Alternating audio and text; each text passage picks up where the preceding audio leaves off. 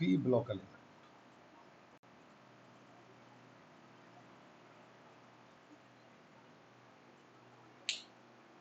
चलिए बेटा, तो अब पी ब्लॉक, तो कल मैंने आपको बताया था, वेलकम स्टूडेंट्स, कल मैंने आपको बताया था पी ब्लॉक में शील्डिंग इफेक्ट क्या होता है। शील्डिंग इफेक्ट हुआ हमारा, और उसके अलावा आपको इनर्ट पेयर इफेक्ट बताया था। शील्डिंग इफेक्ट और इनर्ट पेयर से रिलेटेड कई सारी बातें बताई थी। अब बात करते हैं, अब हम इस चैप्टर में पढ़ेंगे, ये आपका डी और पी में पी ब्लॉक थोड़ा बड़ा है, तो अब हम सबसे पहले पढ़ेंगे इसमें आपका 16 ग्रुप से भी कुछ उन्होंने रिड्यूस किया है, पी ब्लॉक 15 से कुछ रिड्यूस किया है, ठीक है। तो अब हम सबसे पहले बात करते हैं ग्रुप नंबर 18 की। पहले ग्रुप नंबर 18 पढ़ाएंगे, उल्टे चलेंगे, 18, 17, 16, 15, ठीक है। तो हम बात करते हैं ग्रुप 18 की। ग्रुप 18 क्या होता है? देखिए, ग्रुप 18 के बारे में आप सब जानते होंगे, helium, neon, argon, krypton, xenon, radon. अब देखिए ये दो, तो 1s2, ये आपका 10, 1s2, 2s2, 2p6, 18, 3s2, 3p6, 36, 4s2, 4p6, उसके बाद आपका 54, 5s2, 5p6 एंड 86। क्या होगा? 6s2, 6p6। तो बेटा, तो जो ग्रुप 18 है हमारा, इस ग्रुप 18 को हम helium, neon, argon, krypton, xenon, argon ऐसे बोलते हैं। एटॉमिक नंबर 2, 10, 18, 36, 54, 86 ऐसे हम इसको लिख सकते हैं, ठीक है। तो ये हमारा ग्रुप 18 एलिमेंट है। अब ग्रुप 18 एलिमेंट को हम पहली बात रेयर गैसेस बोलते हैं। रेयर गैसेस, आप कहेंगे रेयर गैसेस क्यों? रेयर गैसेस इसलिए बोलते हैं कि चूंकि ये आपका क्या है, ये नेचर के अंदर जो हमारी एटमॉस्फेयर है, एयर जो हमारे एयर के अंदर, ये गैसेस रेयरली फाउंड की जाती हैं, बहुत कम मात्रा, ना के बराबर, ठीक है, होती नहीं है। इनको ना के बराबर ही मान सकते हैं, इसलिए इनको हम क्या बोलते हैं? इनको हम रेयर गैस बोलते हैं। उसके बाद दूसरा हम इनको बोलते हैं इनर्ट गैसेस।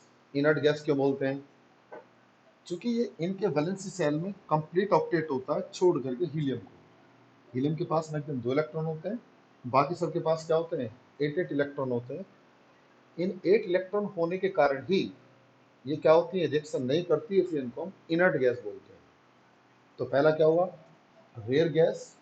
दूसरा क्या हुआ हमारा? Inert gas. रेयर क्यों बोलते हैं? इनर्ट क्यों बोलते हैं? अब अगला नाम आता है इनका नोबल गैसेस। आपने सुना होगा, इनको हम नोबल गैस ही बोलते हैं। नोबल गैस क्यों बोलते हैं? Because among all these elements only xenon form compound with halogen as well as oxygen। xenon जो होता है वो ऑक्सीजन और हेलोजन के साथ, यानी पर्टिकुलर फ्लोरीन के साथ रिएक्शन करता है। इसीलिए इन एलिमेंट्स को क्या बोलते हैं? इनको हम नोबल गैस बोलते हैं। तो ध्यान रखना, rare, rarely found in air.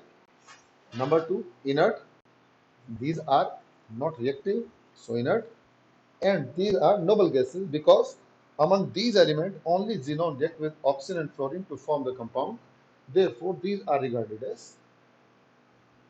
inert gas, noble gas और आपका रेयर गैस। अब ये बात आ गई। अब इसमें पहली बात आती है कि आप बताइएगा, ये जो नोबल गैसेस होती है इनका साइज बड़ा होता है, ठीक है। इनकी जो रेडियस होती है, आपको 11th में पढ़ाया था कि नोबल गैस क्या होती है। देखिए आप सुनिएगा, मान लीजिए ये हमारा हीलियम का एटम है, ये हमारा दूसरा हीलियम का एटम होता है, इनके बीच की दूरी उसका आधा क्या कहलाता है इनकी, इसको बोलते हैं वान डेर वाल रेडियाई या वान डेर वाल रेडियस, इसको वान डेर वाल रेडियस बोलते हैं। ठीक है, तो आप देख रहे हैं चूंकि इसमें एटम क्या होते हैं, बहुत बहुत दूरी पर होते हैं, यानी 1/2 of distance between nucleus of two adjacent atoms of a substance in solid state, जब solid state में हो, is known as van der Waal radii और van der Waal radii और van der Waal radius, इसको van der Waal radius बोलते हैं। तो अब होता क्या है, चूंकि इनके अंदर एटम जो होते हैं बहुत बहुत दूरी पर होते हैं, इसलिए जो van der Waal radius होती है हमेशा बड़ी होती है। अगला क्वेश्चन आता है कि जो नोबल गैस होते हैं उनका बॉइलिंग पॉइंट, क्या क्वेश्चन है कि वाई नोबल गैस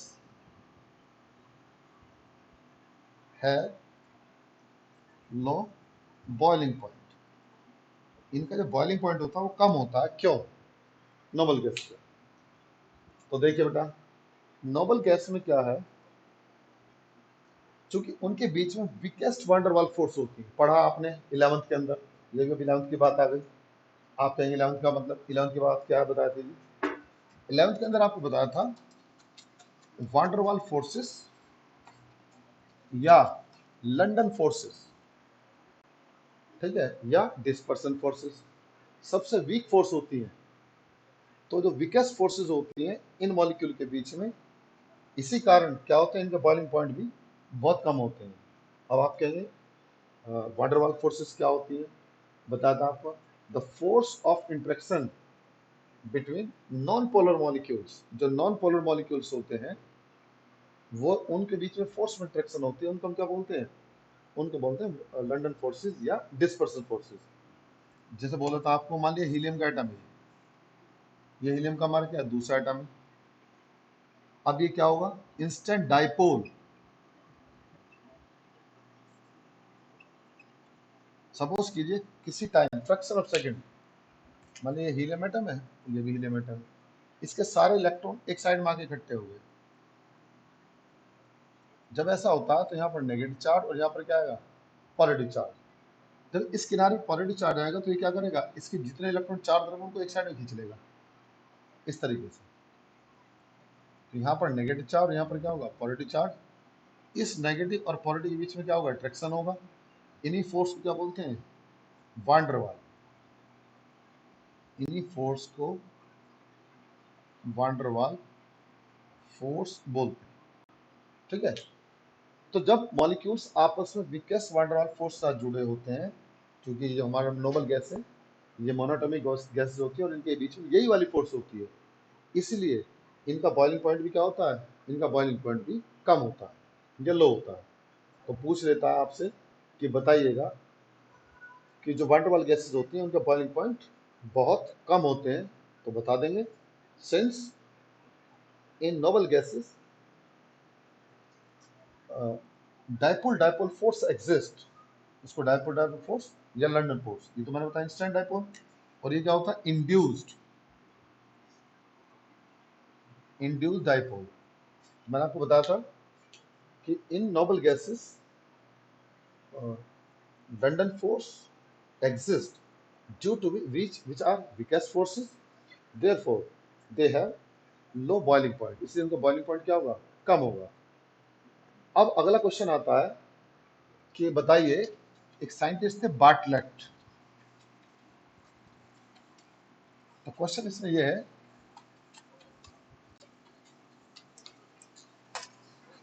बड़ा अहम क्वेश्चन है, बहुत सारा पूछा जाता है। क्वेश्चन है, विच थिंग्स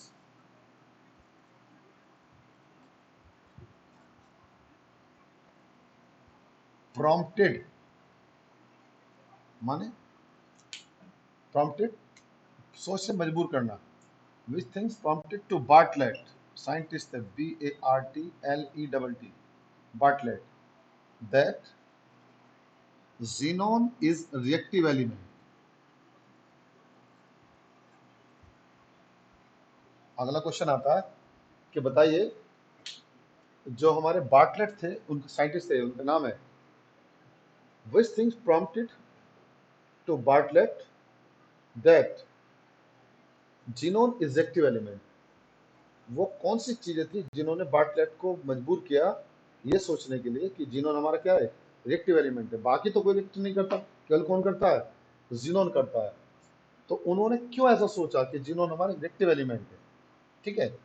तो कुछ एक्सपेरिमेंट किए बार्टलेट ने, और उन एक्सपेरिमेंट के आधार पर बार्टलेट ने बताया कि जीनोन क्या होता है, हमारा रिएक्टिव एलिमेंट है, बाकी और हमारे एलिमेंट रिएक्टिव नहीं है। अब आप कहेंगे वो क्या एक्सपेरिमेंट थे, देखिए। तो हम बताते हैं, the following points indicate that xenon is reactive element. क्या था जी? Number, the first ionisation enthalpy यानी delta I H1 of Xe and oxygen was equal, approximate,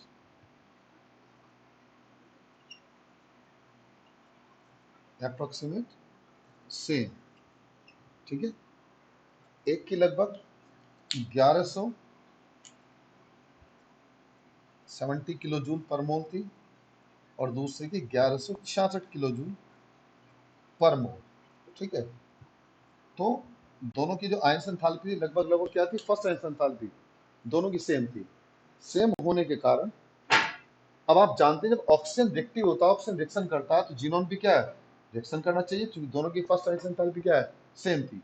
तो पहली बात तो बार्टलेट ने ये बताया कि the first ion enthalpy of both xenon and oxygen was approximately same, which was equal to 1170 kilojoule पर मोल and 1166 किलोजूल पर मोल, यानी 1170 1140 में कोई फर्क नहीं पड़ता। तो उन्होंने कहा जब ऑक्सीजन रिएक्शन करता है तो इस तरफ जीनोन को भी क्या करना चाहिए, रिएक्शन करना चाहिए। It was the first point, okay. Next next आता है आपका पॉइंट नंबर 2। पॉइंट नंबर 2 क्या था जी?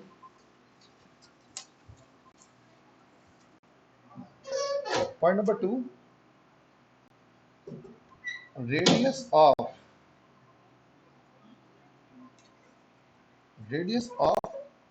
xenon was equal to diameter of oxygen, यानी 4 एंगस्ट्रॉम थी, एक की रेडियस और दूसरी क्या हुई, डायमीटर। अब आप कहेंगे रेडियस और डायमीटर में तो बड़ा फर्क होता है, दोनों में सेम में क्या फर्क हो गया? देखिए, उनकी कुछ प्रॉपर्टी क्या आपस में मिलती है। अब आप इसको ऐसे एनालिसिस समझ लीजिए, मान लीजिए आपके फॉरेन जाते हैं और आप यहाँ से अकेले हैं अपने एरिया से, और आपके कोई फ्रेंड आपके साथ 12 में पढ़ता था, वो आपको मिल जाए कहीं मॉल वगैरह में, तो क्या होगा, उसको आप जानते नहीं, बहुत दिन हो गए, लेकिन फिर भी आपने चेहरा पहचान लिया, तो उसके बाद क्या होगा, आपके बीच में बहुत अच्छा घनिष्ठ संबंध बन जाएगा। आपको लगेगा कि he is just like my brother, कि फॉरेन में और किसी को आप जानते नहीं, वही आपकी जान पहचान के इंडियंस हैं। तो कुछ नहीं मिलता, मतलब बहुत कुछ नहीं मिलता, तो कुछ तो मिलता है, बहन इंडियन है, दिल्ली से बिलोंग करते हैं या हम लोनी से बिलोंग करते हैं, तो इसका मतलब क्या है, हाँ, एक का डायमीटर और दूसरी क्या होती है हमारी रेडियस, वो हमारी सेम थी। तो सेम होने के कारण उन्होंने कहा दोनों का प्रॉपर्टी सेम होनी चाहिए। ये सेकंड बात हो गई। अब थर्ड बात हमारी क्या हो गई? थर्ड बात में हमने बताया, उन्होंने कहा कि both xenon and oxygen react with PTF6 platinum hexafluoride to form complex, क्या बनाती हैं, यानी दोनों के दोनों जीनोन और ऑक्सीजन दोनों ही PTF6 से रिएक्शन करके एक कॉम्प्लेक्स कंपाउंड बनाती है, जैसे Xe प्लस PTF6, तो आप लिखेंगे इसको Xe PTF6, कॉम्प्लेक्स कंपाउंड पढ़ा दिया आपको, ये प्लस और ये minus. Similarly O2 plus PTF6 is equal to O2 plus and PtF6 minus, ठीक है। इसको बोलते हैं जीनोन हेक्साफ्लोरोप्लेटिनेट, इसका नाम होगा, इसका नाम होगा डाइऑक्सिजन हेक्साफ्लोरोप्लेटिनेट। तो जिस तरीके से आपका जीनोन रिएक्शन करके कॉम्प्लेक्स कंपाउंड बनाती है, ऐसी कौन होती है, ऑक्सीजन भी हमारा रिएक्शन करके कॉम्प्लेक्स कंपाउंड बनाती है। तो इन तीन बातों ने प्रॉम्प्टेड को जो बार्टलेट को प्रॉम्प्टेड किया कि क्या होता है कि जीनोन हमारा रिएक्टिव एलिमेंट है, यानी बार्टलेट को सोचने मजबूर किया कि ये हमारा जीनोन एक रिएक्टिव एलिमेंट होगा, क्योंकि बाकी सारे जो एलिमेंट है उनमें कोई भी एलिमेंट ऐसा नहीं था जो रिएक्टिव हो। तो बस केवल ये 3 पॉइंट उन्होंने देखे, और इन 3 पॉइंट को देखने के बाद बार्टलेट ने कहा कि ठीक है, ये मान लेते हैं जीनोन क्या हमारा रिएक्टिव एलिमेंट है, ठीक है। तो ये हमारा जीनोन की रिएक्टिविटी के बारे में बात आई, और इसीलिए इनको हमने नोबल गैसेस का नाम भी दिया। हमने इनको नोबल गैस पुकारा कि हम इनको नोबल गैस बोलेंगे भाई, कि कम से कम सारे नहीं करते, एक तो करता है, तो इस नाम से इनका नोबल गैस हुआ। अब बात आती है अगला क्वेश्चन, क्या है ये अगला क्वेश्चन? अगला क्वेश्चन है आपका,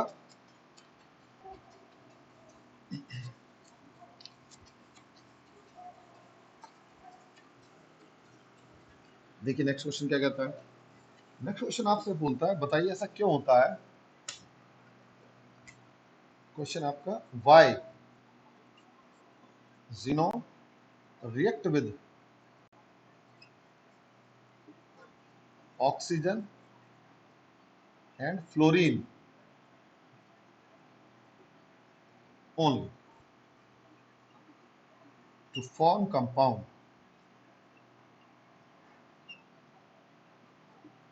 ऐसा क्यों होता है कि जीनोन केवल ऑक्सीजन और फ्लोरीन से ही रिएक्शन करती है कंपाउंड बनाने के लिए, और किसी रिएक्शन नहीं करती जीनोन? आप कहें कैसे? जैसे हम आगे आपको कंपाउंड बताएंगे, कंपाउंड ऑफ जीनोन में, कि जीनोन केवल ऑक्सीजन और फ्लोरीन के साथ ही रिएक्शन करती है, उन्हीं के साथ कंपाउंड बनाती है, बाकी सब कंपाउंड नहीं बनाती। ऐसा क्यों? ऐसा इसलिए होता है कि oxygen and fluorine is highly reactive element and they have high negative electron gain enthalpy. एक तो इनकी नेगेटिव इलेक्ट्रॉन गेन एंथैल्पी होती है, फ्लोरीन तो सबसे ज्यादा एक्टिव एलिमेंट है, और उसके बाद दूसरा एलिमेंट क्या होता है, ऑक्सीजन होता है, जिसके कारण क्या करता है, जीनोन इनके साथ रिएक्शन करता है।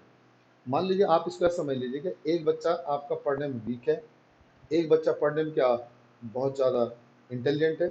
हम दोनों को अगर क्या करें, पढ़ने के लिए बिठा दें, तो दोनों क्या करेंगे, दोनों आपस में एक दूसरे को कोऑपरेट कर सकते हैं। तो जब कम पढ़ने वाला वो भी थोड़ा ज़्यादा पढ़ने वाला, मतलब उसके बराबर है, ऐसा नहीं होगा कि ज़्यादा पढ़ने वाला कम हो जाए, वो रेयर केस होता है। तो इसलिए चूंकि ऑक्सीजन और फ्लोरीन की जो रिएक्टिविटी होती है बहुत ज़्यादा होती है, इसीलिए वो जीनोन के साथ रिएक्शन करके कंपाउंड बनाते हैं। तो आप क्या लिखेंगे, since oxygen and fluorine have high electronegativity due to which they are due to which they are highly reactive and form compound with xenon. Reactivity ज़्यादा किस लिए होती है, चूंकि उनकी इलेक्ट्रॉन गेन एंथैल्पी ज़्यादा है, दूसरी बात इलेक्ट्रोनेगेटिविटी ज़्यादा है, इस कारण से वो जीनोन के साथ रिएक्शन करके कंपाउंड बनाते हैं। तो ये कंपाउंड बनाने का कारण होता है जीनोन के साथ, और जीनोन के साथ आपको कंपाउंड बन जाता है। अब इसमें आते हैं कंपाउंड ऑफ जीनोन, समझिएगा कैसे। सबसे पहले कंपाउंड ऑफ जीनोन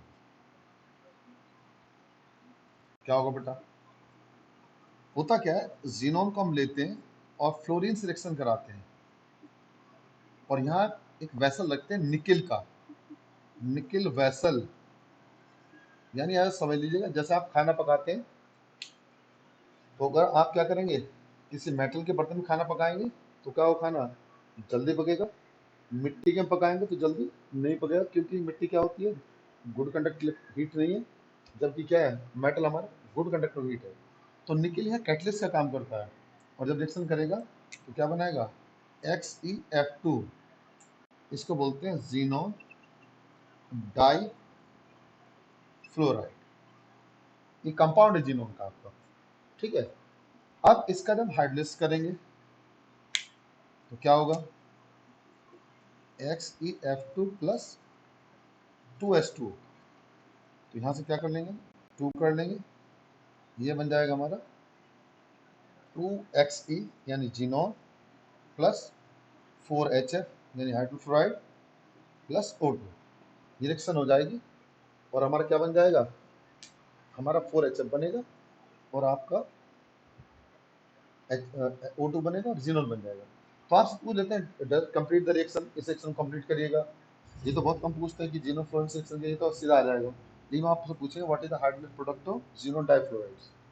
तो आपके जीनोन डाइफ्लोराइड के हाइड्रोलिक प्रोडक्ट होते हैं। इसके बाद क्या होता है, ये तो पहला कंपाउंड हुआ। अब हमारा दूसरा कंपाउंड, ये पहला है, अब हम करते हैं दूसरा कंपाउंड। दूसरा कंपाउंड क्या होगा, जब हम इसमें 2F2 डाल दें, सेम रिएक्शन हो, ये बनेगा XeF4 जीनोन टेट्रा फ्लोराइड, ये टेट्राफ्लोराइड बन जाएगा। जीनोन टेट्राफ्लोराइड होता, फिर उसका हाइड्रोलिक प्रोडक्ट पूछेंगे, हमारा क्या हुआ, कंपाउंड नंबर 2 हो गया। आप क्या करेंगे, 6F4 प्लस H2O, 12H2O ले लेंगे, इसको 6 कर लेंगे, तो यहाँ से बनेगा हमारा 24HF प्लस 4XeO3, इसको बोलते हैं जीनोन ट्राइऑक्साइड, और प्लस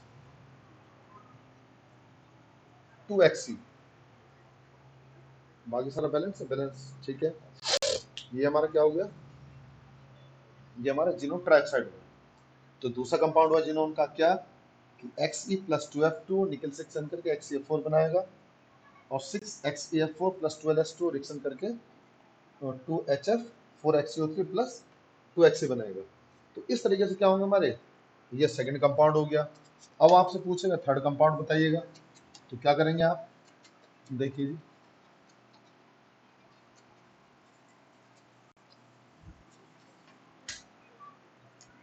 कंपाउंड नंबर 3, जब हम Xe की रिएक्शन कराएंगे 3F2 के साथ, सेम निकल वेसल की प्रेजेंस में, क्या बनाएगा, XeF6 यानी जीनोन हेक्साफ्लोराइड। क्या बोलेंगे इसको, जीनोन हेक्साफ्लोराइड, ये जीनोन हेक्साफ्लोराइड कहलाता है। अब इसका फिर हाइड्रोलिक प्रोडक्ट, ये तीनों के हाइड्रोलिक प्रोडक्ट जरूर पूछता है, तो आप क्या करेंगे, इसको ध्यान समझना। इसकी 3 स्टेप रिएक्शन होती है। पहले क्या होगा, पहले हम रिएक्शन कराएंगे जीनोन हेक्साफ्लोराइड की वाटर के साथ, तो क्या बनेगा आपका, ये बनाएगा XeOF4 प्लस 2HF, इसका नाम होगा जीनोन ऑक्सी टेट्रा फ्लोराइड, ये जीनोन ऑक्सी टेट्रा फ्लोराइड होता है। सेकंड स्टेप में क्या होगा, ये जीनोन ऑक्सी टेट्रा फ्लोराइड फिर रिएक्शन करेगा, फिर किसके साथ रिएक्शन करेगा, वाटर के, वाटर के साथ रिएक्शन करके बनाएगा XeO2F2 प्लस 2HF, इसका नाम होता है जीनोन डाईऑक्सी डाईफ्लोराइड, ये जीनोन डाईऑक्सी डाईफ्लोराइड होगा। उसके बाद फिर क्या होगा, फिर रिएक्शन करेगा ये XeO2F2 प्लस H2O, रिएक्शन करेगा तो फिर क्या बनाएगा, XeO3 यानी जीनोन ट्राइऑक्साइड प्लस 2HF, इसका नाम होगा जीनोन ट्राइऑक्साइड। तो इस तरीके से क्या होते हैं हमारे जीनोन के कंपाउंड है, और ये जीनोन के कंपाउंड आपको बताते हैं। जीनोन आप देख भी रहे हैं, यहाँ पर देखो जीनोन क्या कर रही है, फ्लोरीन और ऑक्सीजन के साथ रिएक्शन कर रही है, ठीक है, ऑक्सीजन के साथ में रिएक्शन करके क्या बनाती है, आपका कंपाउंड बनाती है। जैसे जीनोन ऑक्सी टेट्राफ्लोराइड हुआ, जीनोन डाइऑक्सी डाइफ्लोराइड हुआ, जीनोन ट्राइऑक्साइड हुआ। अगर हम इन तीनों को एक सिंगल स्टेप में दिखाना चाहें तो हम इस रिएक्शन को सिंगल स्टेप में भी दिखा सकते हैं। सिंगल स्टेप में क्या होगा, अगर मैं इस रिएक्शन को ऐसे लिखूं XeF6 प्लस 3H2O। तो मैं इसको ऐसे दिखा दूंगा आपको, क्या बनाएगा, XeO3 प्लस 6HF। रिएक्शन से में देखो हमारे यहाँ पर क्या हुआ था, समझिएगा। पहले जिनोन हेक्साफ्लोराइड मिश्रण करके वाटर से जिनोन ऑक्सी टेट्राफ्लोराइड बनाया। ये इंटरमीडिएट कंपाउंड थे, फिर रिएक्शन करी वाटर के साथ में, क्या बनाया, जिनोन डाइऑक्सी डाइफ्लोराइड बनाया। उसके बाद जिनोन डाइऑक्सी डाइफ्लोराइड ने फिर रिएक्शन करके क्या बनाया, जिनोन ट्राइऑक्साइड बनाया। तो इस तरीके से xenon oxy tetra, oxy di, dioxy और ट्राइऑक्साइड बनाते हैं। तो ये हमारे क्या हो गए, जिनोन के कंपाउंड्स होते हैं जो रिएक्शन करने के बाद बन जाते हैं। तो इस तरह आप जिनोन के कंपाउंड्स को याद कर लेंगे। तो पहले क्या बताया मैंने आपको, नोबल गैस क्या होती है, उसके बाद आपका इनको रेयर गैस क्यों बोलते हैं, इनको इनर्ट गैस क्यों बोलते हैं। फिर सबसे बड़ा कंट्रीब्यूशन आया था आपका बार्टलेट साइंटिस्ट थे, उन्होंने बताया था, उन्होंने सारा इसके बारे में स्टडी की और पता किया कि केवल जिनोन ये कंपाउंड जो रिएक्शन करता है, क्यों करता है, उनको उन्होंने 3 कारण बताए आपको। उसके बाद उन्होंने जिनोन के कंपाउंड बताए, और जिनोन के कंपाउंड बताने के बाद में उन्होंने उसके आपकी बताया कि भाई जिनोन कंपाउंड कैसे हाइड्रोलाइज होंगे। तो वाटर में के साथ हर एक कंपाउंड की रिएक्शन दिखाई। तो इन रिएक्शन को कंप्लीट द रिएक्शन माना जाता है। वो आपको ये रिएक्शन दे देंगे, ये पूछ लेंगे, ये रिएक्शन दे करके पूछ लेंगे, ये रिएक्शन दे के पूछ लेंगे, कोई भी रिएक्शन देकर आपको पूछ सकते हैं। कंप्लीट द रिएक्शन में बहुत पूछा जाता है। तो प्लीज आप इनको ध्यान रखें, बड़ा आसान है, कुछ भी नहीं है इसमें। एक बार बैठ के आप देख लेंगे, वीडियो समझ लेंगे, तो उसमें आपको कुछ भी डिफिकल्ट नहीं लगेगा। ठीक है बेटा। अब बात आती है हमारी compound structure of compound of xenon. जो हमने कंपाउंड बनाए हैं जिनोन के, इनकी स्ट्रक्चर कैसे होती है। तो स्ट्रक्चर पूछ लेता है, तो 2 स्ट्रक्चर आपके यहाँ बड़ी इंपॉर्टेंट है, एक तो इंटरहेलिन कंपाउंड की और एक कंपाउंड जिनोन की। क्योंकि पहले स्ट्रक्चर और भी थी, यानी एसिड ऑफ सल्फर थे, एसिड ऑफ नाइट्रोजन थे। अब उनकी स्ट्रक्चर आपके यहाँ पर नहीं है। तो अब आपका क्या है, इनमें से जरूर स्ट्रक्चर आएगी किसी बनाने के लिए। हम कैसे कैसे स्ट्रक्चर बनाते हैं समझ लीजिएगा, 1 बाय 1 आपको बना के दिखाएंगे।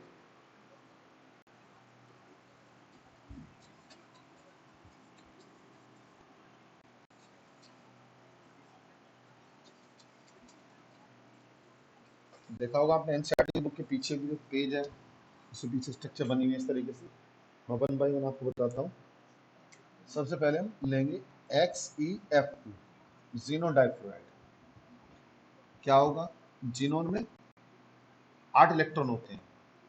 तो 8 में क्या होगा, 2 के साथ तो बॉन्ड बन जाएंगे, ऐसे बन गए।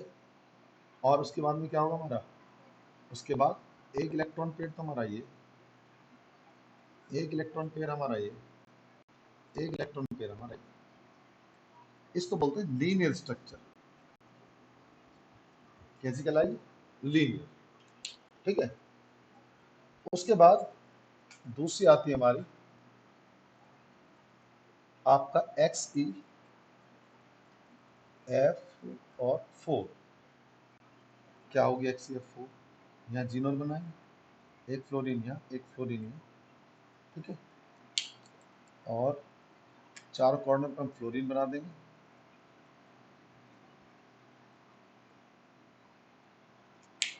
और इनको ऐसे मिला देंगे।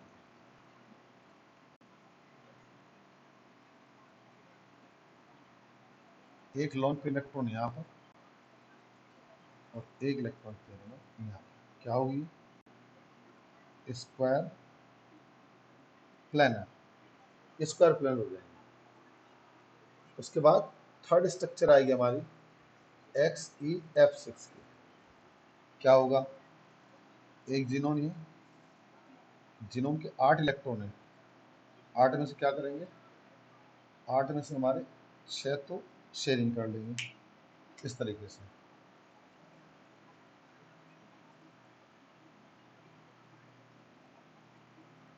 एक, 2, 3, 4, 5, 6 फ्लोरीन तो आ गए। एक लॉन पे इलेक्ट्रॉन हमारे यहाँ जाएगा।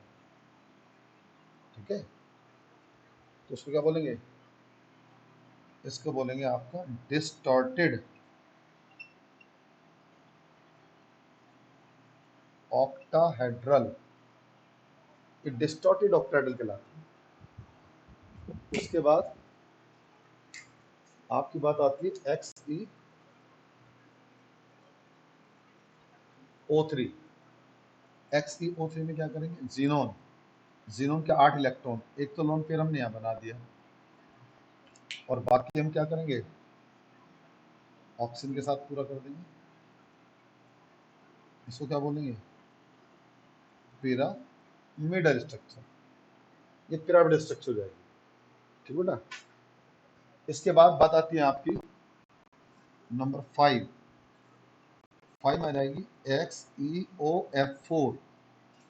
अब आप कहेंगे XeO4 कैसे बनाएंगे, हम क्या करेंगे, यहाँ Xe एक इलेक्ट्रॉन यहाँ, एक बॉन्ड यहाँ, उसके बाद फ्लोरीन यहाँ पर, एक फ्लोरीन यहाँ, एक फ्लोरीन यहाँ, उसके बाद ये हमारा यहाँ, और इसके बाद आपका एक ऑक्सीजन है लोन पे, ठीक है।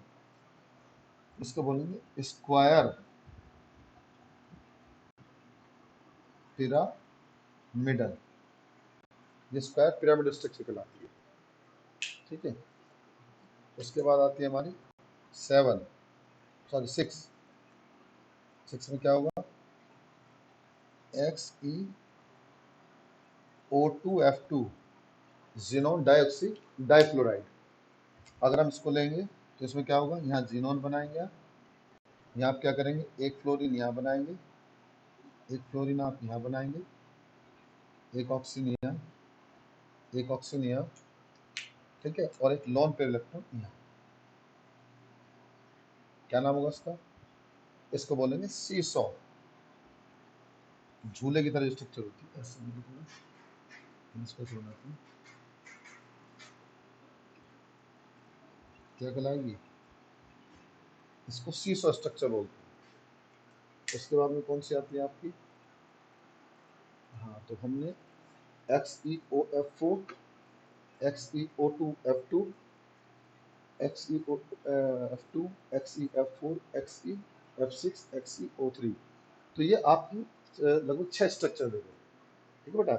इसको लीनियर बोलते हैं, इसको स्पाइरल, इसको डिस्टॉर्टेड ऑक्टाहेड्रल, इसको हमारा पिरामिडल, पिरामिडल को हम डिस्टॉर्टेड टेट्राहेड्रल बोल सकते हैं, ठीक है।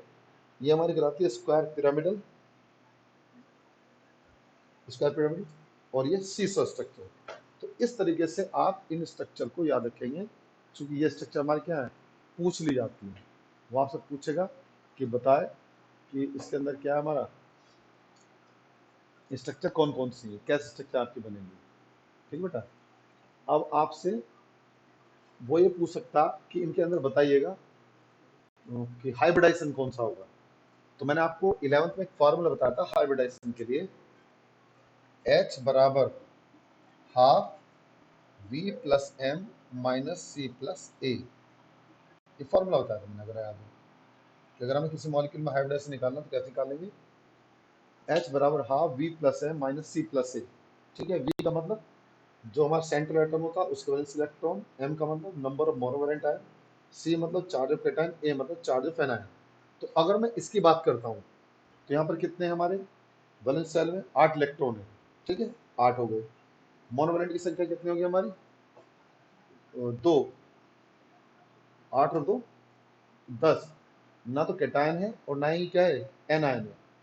तो इसका मतलब क्या होगा, इसका मतलब होगा आपका, हाइब्रिडेशन निकाल लो, इसमें कितना होगा, ये आपका जाएगा हाफ 8 + 2 - 0 + 0 = 5, और 5 का मतलब क्या होगा, sp3। तो यहाँ कौन सा हाइब्रिडाइजेशन हो जाएगा, sp3d, ठीक है। ऐसे आप यहाँ निकाल लेंगे, यहाँ पर क्या होगा, 8 तो बैलेंस इलेक्ट्रॉन हो गए, 4 क्या हो गए हमारे एनायन की संख्या, 8 × 4 = 12, यहाँ पर 6 आ जाएगा, इसका मतलब क्या होगा, sp3d2।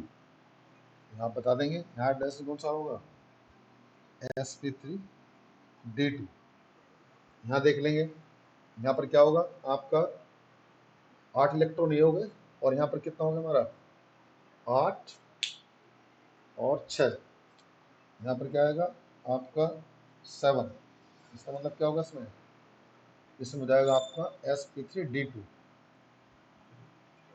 sp3d3 सॉरी, इसमें क्या होगा sp3, यहाँ फिर आएंगे यहाँ पर क्या आएगा, यहाँ पर आ जाएगा sp3 आपका d2, ठीक बेटा, 8 4 12 sp3d2, और यहाँ पर आएगा आपका इस केस में फिर आपका sp3d। इस तरीके से आप हाइब्रिडाइजेशन बता सकते हो, साथ साथ में आप इसके बारे में इनकी स्ट्रक्चर बता सकते हो, इनकी स्ट्रक्चर कैसी है, क्या इनकी स्ट्रक्चर होंगी। तो यही इसके अंदर कुछ स्ट्रक्चर, हार्डवेयर प्रोडक्ट और बार्टलेट के बार्टलेट ने जो बात बताई आपको, यही सारा मैटर इसके अंदर आता है। और ये आपका ग्रुप 18 सबसे छोटा ग्रुप है, सबसे छोटा ग्रुप है, कुछ भी नहीं है। एक बार आप इनको कर लीजिएगा। और ये फॉर्मूला ध्यान रखना, मैंने 11th आपको बताया था, H is equal to half V plus M minus C plus A। इसका मतलब होता है V का मतलब बैलेंस इलेक्ट्रॉन सेंटर एटम, जो भी सेंटर एटम है उसके वैलेंस में कितने इलेक्ट्रॉन है। M का मतलब होता है नंबर ऑफ मोनोवैलेंट आयन, यानी वो एटम यहाँ है जिनकी वैलेंसी -1 या +1 हो। C का मतलब होता है चार्ज ऑफ कैटायन, अगर कैटायन है, कैटायन कोई है नहीं। A का मतलब क्या होता है चार्ज ऑफ एनायन, अगर वहाँ पर एनायन है, एनायन भी कोई नहीं है। तो इस तरीके से हम इस फॉर्मूले के द्वारा क्या कर सकते हैं, इस फॉर्मूले के द्वारा हम इन सबको कैलकुलेट कर सकते हैं। तो ये हमारा क्या हुआ, ये हमारा पूरा ग्रुप नंबर 18 हुआ, ठीक है। अब इसमें जितने भी इंटेक्स क्वेश्चन है, ठीक है, जो इंटेक्स क्वेश्चन है उनको आप देखिएगा। वैसे इंटेक्स जितने क्वेश्चन मैंने आपको इसमें बता दिए, उसमें कोई खास बात नहीं है। और कोई बात हो तो मैं इसके बारे में आपको बता दूँगा, ठीक है, इसमें कोई वो मैटर नहीं है। चलिए, तो ये आपका कौन सा हुआ, ग्रुप नंबर 18। कल आपको पढ़ाएंगे ग्रुप नंबर 17। देखो, सबसे छोटा 18, उससे थोड़ा बड़ा 17, उससे बड़ा 16 और सबसे बड़ा 15। और आपने 13 14 ग्रुप 11th में ही पढ़ लिए थे। इस तरीके से ये आप यहाँ पर, ठीक बेटा, ओके बाय।